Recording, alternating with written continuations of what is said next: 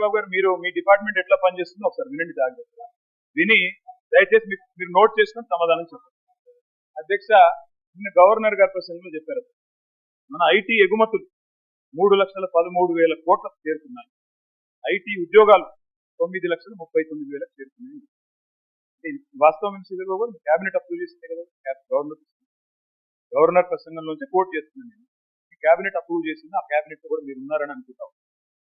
Governor గారి ప్రసంగం ఎప్పుడైనా క్యాబినెట్ మంత్రులందరూ ఉంటారు, ఐటీ మంత్రి వారు ఇచ్చిన ఫిగర్ అది 3,13,000 కోట్లు. ఏది ఎక్స్పోర్ట్స్ అని 9,39,000 ఉద్యోగాలు.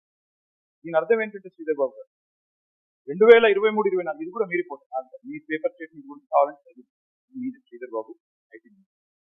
2023-24లో ఈ రాష్ట్రంలో ఐటీ ఉద్యోగాల సంఖ్య 9,40,000.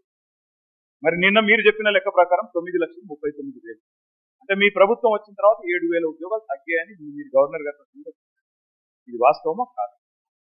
రెండవది విచిత్రమైన విషయం ఉంది, కుడి చేయి ఏం చేస్తుందో ఎడం చేయికి తెలియదన్నారు శ్రీధర్ బాబు గారు. బయట స్టేట్మెంట్ ఇచ్చారు అధ్యక్ష, coating times of India Sridhar అన్న.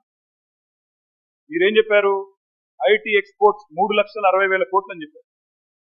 మీరు పంపిస్తున్నారు 3,60,000 కోట్లు. గవర్నర్ గారి ప్రసంగంలో 3,13,000 కోట్లు. ఏది వాస్తవం? మంత్రి గారు బయట చెప్పేట్టుగా, గవర్నర్ గారు నోట ఇక్కడ చెప్పేట్టుగా, ఫైర్ యువర్ సెక్రటరీ.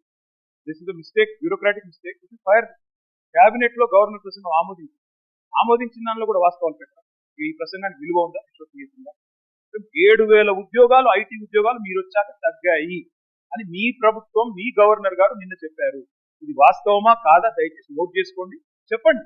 తగ్గిలేదు, పెరిగినాయి, మాదేదో తప్పు జరిగింది, తీసి పారేయండి. ఐటీ సెక్రటరీ ఎవరున్నారో తీసి అవతల పాడండి చెత్తబుక్.